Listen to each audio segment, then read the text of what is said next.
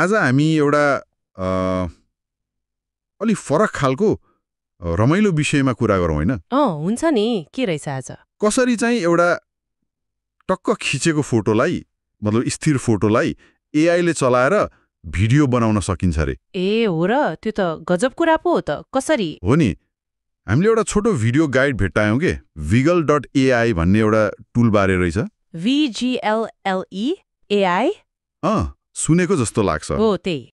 आज चाहिँ यही टुल कसरी चल्छ, यसले के गर्छ भनेर अलि गहिरिएर बुझौँ न त। हुन्छ, सुरु गरौँ। सोचौँ त एकछिन, आफूले खिचेको फोटो अचानक चलमलाउन थाल्यो भने कस्तो होला? अलि अचम्म लाग्दो तर रमाइलो पनि होला नि। त्यो गाइडको सुरुको प्रश्न नै त्यस्तै थियो के, फोटो चलाएर भिडियो बनाउने सोच्नु भएको थियो भनेर। अनि Wiggle.ai ले यो सम्भव बनायो त? बनाएछ। अब कसरी गर्ने त्यो हेरौँ है।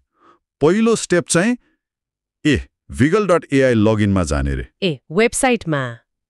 अनि लगइन कसरी? सजिलो छ, गुगल वा डिस्कर्ड अकाउन्ट छ भने त्यहीबाट सिधै क्लिक गरे भयो। त्यो त राम्रो भयो नि, छुट्टै अकाउन्ट बनाइरहनु परेन, मतलब छिटो सुरु गर्न मिल्यो। हो नि, पहुँच सजिलो बनाएको छ। आजकल धेरै जसो यस्तै एआई टुलहरूले छिटो प्रयोग गर्न मिल्ने बनाउँछन् नि। हो त, अनि लगइन गरेपछि क्रिएट भन्ने बटनमा क्लिक गर्ने। त्यसपछि आफूले एनिमेसन गर्न चाहेको फोटो अपलोड गर्ने, PNG वा JPG फर्मेटमा। ठिक छ, फोटो अपलोड भयो। अनि आउँछ रमाइलो भाग, मोसन टेम्प्लेट छान्ने। मोसन टेम्प्लेट मतलब पहिले नै बनाएर राखेको चालहरू के, जस्तै कोही नाचेको, कोही हिँडेको, हात हल्लाएको, त्यस्ता खालका। तयारी चालहरू, त्यो त सजिलो हुने भयो। हो नि, तर खै यस्तो टेम्प्लेटले अलि सीमित चाहिँ गर्दैन र? सबैले एउटै खालको बनाउने हो कि? त्यो प्रश्न त जायज हो। एकातिर यसले जसलाई केही आउँदैन उसले पनि बनाउन सक्यो, हैन? हो, त्यो त हो। अर्कोतिर मौलिकता अलि कम हुन सक्छ, तर एआई को काम यही आउँछ नि त। कसरी? टेम्प्लेट छानेपछि एआईले फोटोको बनोट हेरेर त्यो चाललाई फोटोसँग मिलाउँछ के, सकेसम्म प्राकृतिक देखाउन खोज्छ। टेम्प्लेट मात्रै कपी गर्ने हैन रहेछ। होइन, एआईले फोटोलाई बुझेर टेम्प्लेटको चाललाई अनुकूल बनाउँछ। गाइडमा त यसमा 1-2 मिनेट जति लाग्छ भनेको छ। ओहो, 1-2 मिनेटमै? यही हो के एआई को जादु, स्थिर चीजलाई जीवन्त बनाइदिने। अनि नतिजा कस्तो आउँछ त? नतिजा एउटा छोटो भिडियो क्लिप जहाँ फोटोको मान्छे वा वस्तु चाहिँ त्यो छानेको टेम्प्लेट अनुसार चलिरहेको हुन्छ। गजब। अनि त्यो भिडियो डाउनलोड गर्न मिल्छ? मिल्छ।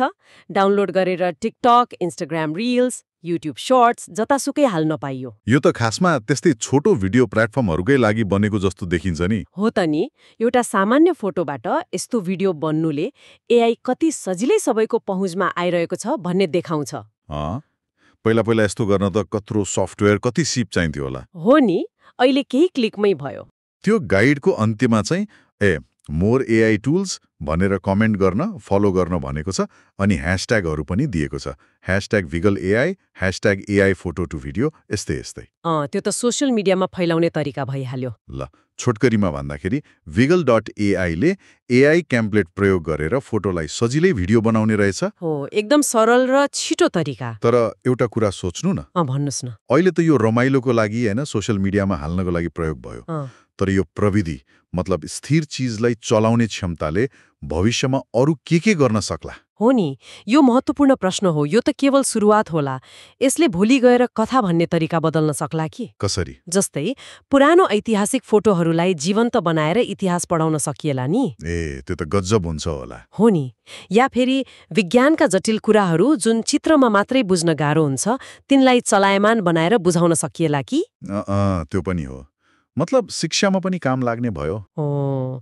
त्यसैले यो हेरगा सामान्य देखिए पनि यसको सम्भावना चाहिँ निकै ठूलो हुन सक्छ जस्तो लाग्छ मलाई। सोच्नु पर्ने कुरा छ। हो, यो त गहिरो विचार भयो। ल, आजलाई यति नै गरौँ त।